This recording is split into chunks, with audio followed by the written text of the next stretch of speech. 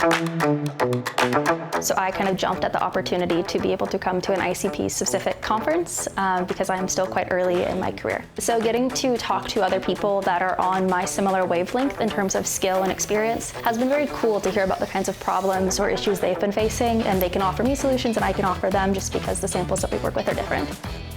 You know, I think that anybody that's trying to learn or is self-taught still has a lot to learn in the trade. You know, this is definitely a very good starting point to come really dive deep into a lot of the material that they offer and to learn and grow in their understanding of the analytical technique. Learned so many things that I can just take back to my lab and implement pretty quickly to show that they work. Yeah, I definitely recommend this workshop to my peers because understanding the chemistry behind all the things that you're doing is really important.